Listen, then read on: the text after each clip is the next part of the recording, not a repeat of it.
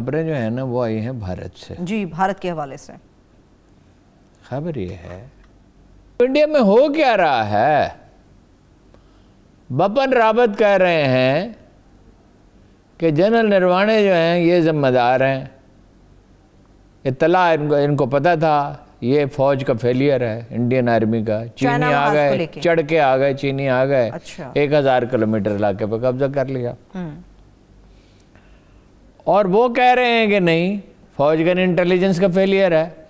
جو لوگ ایک آدھ نہیں کئی لوگ کہہ رہے ہیں یہ انٹیلیجنس کا فیلئر ہے, جنرل بھی کہہ رہے ہیں.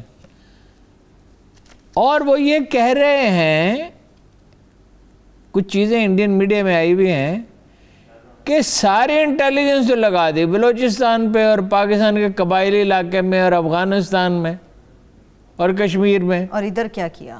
ادھر کچھ بھی نہیں. چین کا محاذ جو ہے اس کو کھلا چھوڑ دیا. بلکہ اجیت دوول اور آرمی چیف اور ایک آدھا اور شخص کے استعفے کا مطالبہ ہو رہا ہے. بپن راوت یہ کہہ رہے ہیں جنرل نروانے کو جانا چاہیے. یہ پہلی دفعہ انڈین آرمی کا یہ مزاج ہے. یہ پہلی دفعہ اس کنفیوژن میں نہیں پڑے. مطلب 65 میں بھی ٹھیک ہے 65 میں بھی یہ ہوا تھا کہ انہوں نے تو بالکل پکا انہیں یقین تھا نا, جیسے اس دن میں نے عرض کیا تھا کہ سیالکوٹ اور لاہور پہ قبضہ کرنے میں تو کوئی چیز رکاوٹ ہی نہیں نا. وہ تو انہیں پتہ نہیں تھا نا پاکستانی فوج ہے کیا چیز. ہاں جی 71 میں تو فوج تھی ہی نہیں نا, ایک ڈویژن فوج سے تھوڑی ایک ایسے ملک کا دفاع کیا جیسے چاروں طرف سے دوسرے اتنے بڑے ملک نے گھیر رکھا ہو اور ادھر سے کوئی سپورٹ ہی نہ ہو تو مغربی پاکستان سے حملہ کرنا تھا. وہ تو اتفاق ہے, ورنہ 48 میں تو وہ ہم سے نہیں جیت سکے. ہم نے اتنا بڑا علاقہ آزاد کرایا. ہمارے وقت کتنی فوج تھی؟ ایک ڈویژن آرمی بھی پوری نہیں ہوگی. اور 65 میں جب وہ حملہ ناکام ہو گیا تو جارج فرنانڈس, یہ کارگل میں ہوا تھا, جارج فرنانڈس اور وزیر دفاع کا جھگڑا ہو گیا. اس وقت بھی جھگڑا ہو رہا تھا. یہ جب پسپائی پہ آتے ہیں, میں انہیں ایک بات آپ سے کہی تھی, اس پر لوگوں نے غور کم کیا, اس پہ کوئی ریئیکشن بھی خاص نہیں آیا. ہندو صرف وہ جنگ لڑ سکتا ہے جو وہ جیت سکتا ہو. غلطی انہوں نے کیا کی؟ افغانستان میں اب بھی لگے ہوئے ہیں ملیشیا بنانے میں, وہ اشرف غنی کے ساتھ مل کے, کیونکہ آرمی میں تو کوئی نہیں ہے. جب افغانستان پہ آئیں گے تو پھر تفصیل سے بیان کروں گا. اب دیکھیے کوئی تنازع انفیکٹ چین کے ساتھ ان کا تھا ہی نہیں. کوئی بہت ڈیمارک کی ہوئی سرحد نہیں تھی. جیسے میں نے کل کہا ویران علاقہ تھا. چوئن لائی بھی چاہتا تھا کہ کوئی جھگڑا نہ ہو, نہرو بھی یہی چاہتا تھا. اب کیوں ہوئی وہ جنگ؟ نہرو اپنے انتہا پسند ساتھیوں سے ڈرتا تھا. کیونکہ یہ تو آج کا فینامنا ہے نا کہ نرائی پاگل آ گیا, ہندوتوا کا مسئلہ پیدا ہو گیا, جس سے ایک نہیں 3 محاذ کھل گئے. ایک اندر کھل گیا, ایک پاکستان کے خلاف تیز ہو گیا, وہ تو ہمیشہ سے تھا, اور ایک چین کے خلاف. اسی نے بپن راوت نے بیان دیا تھا نا کہ بیک وقت چین اور پاکستان کا مقابلہ کر سکتے ہیں. بیک وقت تو رہا ہے ایک طرف, پاکستان میں فیبرری نے تمہارا کیا حال کیا, اور چینیوں نے ڈنڈوں سے 20 آدمی مار دی. کبھی کبھی تاریخ میں ایسا واقعہ ہوا کہ کسی فوج نے دوسری فوج کے ڈنڈوں سے 20 آدمی مار دیا. اور کہا کیا اس پہ؟ اسے ذہنی خبت کہتے ہیں شاید ہم صاحب, اس قسم کی کوئی اصطلاح استعمال ہوتی ہے؟ نہیں دیکھیں نا, سب کچھ جانتے ہوئے کوئی خبت میں مبتلا ہو جاتا ہے نا. اور مودی صاحب نے اس وقت کہا کیا, ہم پہ تو کوئی حملہ نہیں ہوا, ہمارے علاقے پہ تو وہ آیا ہی نہیں. اب جو ہے وہ جو چھوٹا سا علاقہ انہوں نے لے لیا, کن کے ذریعے؟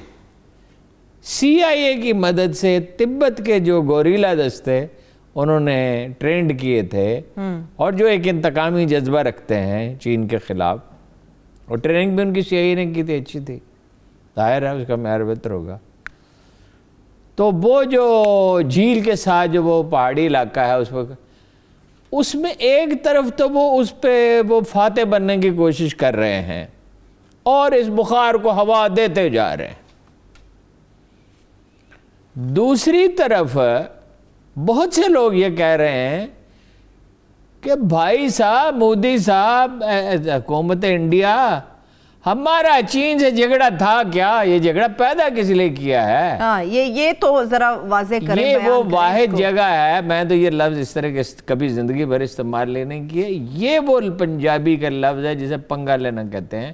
خام خواہ ایک ایسی سچویشن پیدا کرنا کہ آ بیل مجھے مار. اور یہ وہ کام کیا. اور چینی بیل نے تو ایک تو یہ کیا کہ مارا، ان کو سینگوں پہ اٹھایا، وہ بل فائٹنگ میں جیسے ہوتا ہے اٹھا کے پھینک دیا. نظر بھی آیا. دوسرا انہوں نے کمال ڈپلومیسی کے میدان میں کیا، وہ انہوں نے یہ کیا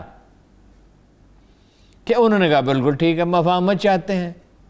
اب ساری انڈین لیڈرشپ کنفیوز ہے کہ مذاکرات وہ جاری رکھیں گے، جگہ ایک انچ نہیں چھوڑیں گے. وہ پرانی سچویشن پہ اچھا اس سے نہیں صرف پرانی سچویشن ہی، ڈپلائمنٹ بڑھا سکتے ہیں. میزائل انہوں نے لگا دیے ہیں. تو ایک تو یہ محاذ کھل گیا. ایک افغانستان میں کچھ نہ ہوا، ابھی کوشش وہ کر رہے ہیں اقتدار کے بغور ملیشیا بنا رہے ہیں، لیکن کے سب سے بڑے پہاڑی سلسلے کا کیا نام ہے؟ کو ہندو کش. ذرا اس کی تاریخ بھی 1000 سال کی دشمنی ہے. اس کی تاریخ یہ ہے کہ سبتگین نام کا ایک چھوٹا سا لیڈر تھا، غزنی کی ایک چھوٹی سی سلطنت تھی، اور یہ یہاں سے جاتے تھے، اسی لیے کہتے ہیں نا وہ ہمارا علاقہ ہے. یہ یہاں سے جاتے تھے، آنند پال اور راج پال لاہور سے. لاہور یہ ویسے راجواڑہ ہی تھے، لیکن یہ لاہور کا علاقہ جو تھا یہاں پہ ایک نسبتاً مضبوط حکومت تھی. ان کی فضلیں جلاتے تھے، مارتے تھے، بندے اغوا کر کے لے آتے تھے، غلام بناتے تھے، جو کچھ تھا جو لوٹتے تھے، ہاں جی، اپنی انا کی تسکین کرتے تھے. تو سبتگین جو تھا اس نے ایک دفعہ 1 لاکھ فوج گھیرے میں لے لی ان کی. سچویشن ایسی ہو گئی، پہاڑی علاقہ تھا، وہ ہائٹس پہ قابض ہو گئے. تو انہوں نے کہا کہ ہم سب زندہ جل مریں گے، ہمیں واپس جانے دو، ہم صلح کرنا چاہتے ہیں. اچھا. وہ اتنا نرم خو آدمی تھا محمود کا باپ، لوگوں کو اندازہ نہیں ہے کہ محمود میں کس چیز کا ریئیکشن تھا. اس نے کہا جانے دو، 1 لاکھ زندہ آدمی زندہ جل کے مر جائیں گے. مسلمان تھا، اس کا ترس آ گیا، جیسے ٹیپو کو ترس آ جاتا تھا بعض اوقات جس سے اس نے نقصان اٹھایا.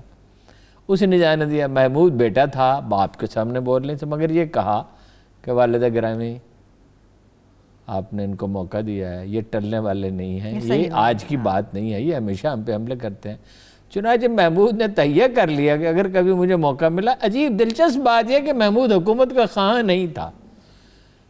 محمود کے بارے میں بڑی غلط فہمیاں انگریز مورخوں نے، ہندو مورخوں نے پھیلائی، ہمارے بعد لوگ بھی اس سے متاثر ہو جاتے ہیں.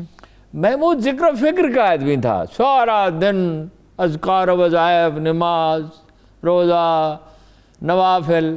اب جب اس کو بادشاہ بننا پڑا، اس کا خیال تھا کہ میں شاید اس سے بچی جاؤں. اس نے ایک تہیہ کر لیا کہ ان کا تو میں صفایا کروں گا، ایسا کروں گا کہ یاد رکھیں گے ہمیشہ ہمیشہ کے لیے. اس نے 17 بار حملے کیے، اس نے ان کی کمر ہی توڑ دی.